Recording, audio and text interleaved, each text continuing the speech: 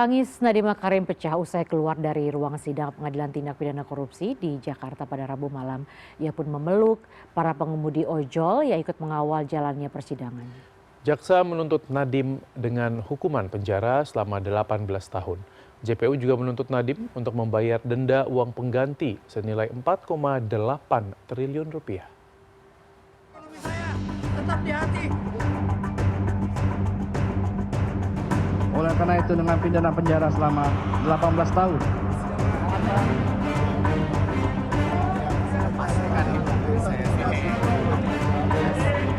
Mantan Menteri Pendidikan Riset Kebudayaan dan Teknologi era Presiden ke-7 RI Nadiem Anwar Makarim keluar dengan tangisan setelah mendapat putusan tuntutan dari JPU.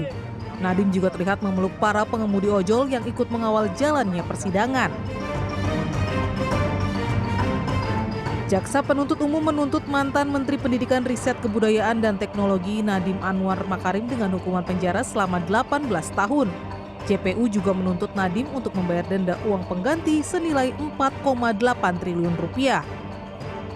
Sidang pembacaan tuntutan terhadap Nadiem Anwar Makarim dalam perkara dugaan korupsi pengadaan laptop, Chromebook, dan Chrome Device Management digelar di PN Tipikor Jakarta pada Rabu petang. 2. Menjatuhkan pidana terhadap terdakwa Nadiem Anwar Makarim. Oleh karena itu dengan pidana penjara selama 18 tahun dikurangi selama terdakwa berada dalam tahanan sementara dengan perintah terdakwa segera ditahan di rumah tahanan negara. Jaksa penuntut umum menilai Nadiem terbukti secara sah dan meyakinkan melakukan tindak pidana korupsi secara bersama-sama untuk memperkaya diri sendiri dan korporasi saat masih menjabat sebagai Mendikbudristek. Proyek pengadaan laptop Chromebook disebut merugikan negara hingga 2,1 triliun rupiah. Menanggapi hasil putusan, Nadiem merasa kecewa dengan tuntutan yang diterimanya. Nadiem menyatakan kerja keras dan pengabdiannya kepada negara dibalas dengan kriminalisasi. Dan yang lebih menyakiti hati saya, dan ini hal yang saya tidak mengerti karena saya sudah mengabdikan diri saya 9-10 tahun kepada negara ini, bahwa ada uang pengganti. Jadi tidak cukup saya dimasukkan ke penjara. Mereka menggunakan uang pengganti sebesar 4 triliun plus 809 miliar, jadi totalnya itu 5 triliun.